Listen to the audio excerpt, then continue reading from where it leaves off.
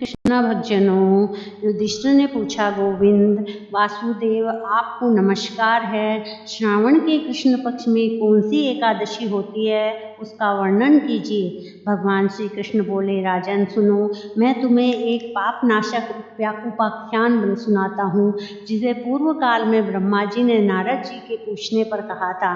नारद जी ने प्रश्न किया, भगवान कमलासन, मैं आपसे यह सुनना चाहता हूँ कि श्रावण के कृष्ण पक्ष में जो एकादशी होती है उसका क्या नाम है, उसके कौन से देवता है तथा उससे कौन सा पुण्य होता है, प्रभु यह सब बताइए। ब्रह्मा जी ने कहा, नारद सुनो, मैं संपूर्ण लोगों के हित की इच्छा से तुम्हारे प्रश्न का उत्तर दे रहा हूँ। श्रावण मास में जो कृष्ण पक्ष की एकादशी होती है उसका नाम कामिका है।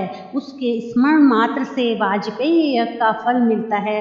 उस दिन श्रीधर, श्री हरि, विष्णु, माधव और मधुसूदन आदि नामों से भगवान का पूजन करना चाहिए। भगवान श्री कृष्ण के पूजन से जो फल मिलता है वह गंगा, काशी, नैमिसारण तथा पुष्कर क्षेत्र में भी सुलभ नहीं है। सिंह राशि के बृहस्पति होने पर तथा व्यतिपात और दंड योग में गोदावरी स्नान से जिस फल की प्राप्ति होती है वही फल भगवान श्री कृष्ण के पूजन से भी मिलता है। जो समुद्र और वनस्पति समूची पृथ्वी का दान करता है तथा जो कामिका का एकादशी का व्रत करता है, वे दोनों समान फल के भागी माने गए हैं। जो ब्याही हुई गाय को अन्याय सामग्रियों सहित दान करता है, उस मनुष्य को जिस फल की प्राप्ति होती है वही कामिका का व्रत करने वाले को मिलता है।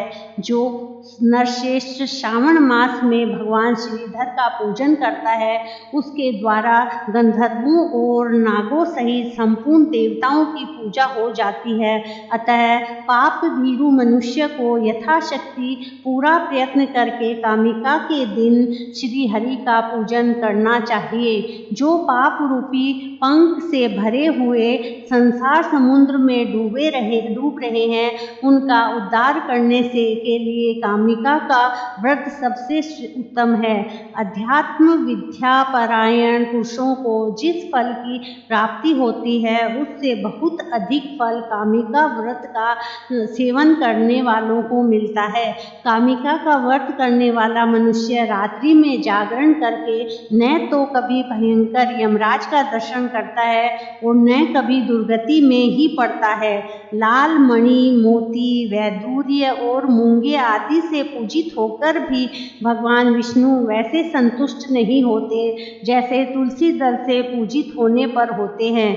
जिसने तुलसी की मंजरियों से श्री केशव का पूजन कर लिया है, उसके जन्म भर का पाप निश्चय ही नष्ट हो जाता है। जो दर्शन करने पर सारे पाप समुदाय का नाश कर देती है, स्पर्श करने से पर शरीर को पवित्र बनाती है, प्रणाम करने पर रोगों का निवारण करती है, जल से सींचने पर यमराज को भी भय पहुंचाती है, आरोपित करने पर भगवान श्री कृष्ण के समीप ले जाती है और भगवान के चरणों में चढ़ाने पर मोक्ष रूपी फल प्रदान करती है।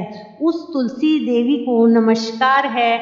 जो मनुष्य एकादशी को दिन रात दीपदान करता है, उसके पुण्य की संख्या चित्रगुप्त भी नहीं जानते। एकादशी के दिन भगवान श्री कृष्ण के सम्मुख जिसका दीपक जलता है, उसके पितर स्वर्ग लोक में स्थित होकर अमृत पान से तृप्त होते हैं। घी अथवा तिल के तेल से भगवान के सामने दीपक जलाकर मनुष्य देह त्यागने के पश्चात करोड़ों दीपकों से पूजित हो स्वर्गलोक में जाता है। भगवान श्री कृष्ण कहते हैं, युधिष्ठिर, यह तुम्हारे सामने मैंने कामिका एकादशी की महिमा का वर्णन किया है। कामिका सब पातकों को हरने वाली है, अतः मानव को इसका व्रत अवश्य करना चाहिए। यह स्वर्गलोक तथा महान पुण्य फल प्रदान करने वाली है। जो मनुष्य श्रद्धा के साथ इसका महात्म्य श्रवण करता है वह सब पापों से मुक्त हो श्री विष्णु लोक में जाता है। ओम नमो नारायण। भक्तजनों, पसंद आए तो लाइक शेयर सब्सक्राइब करें।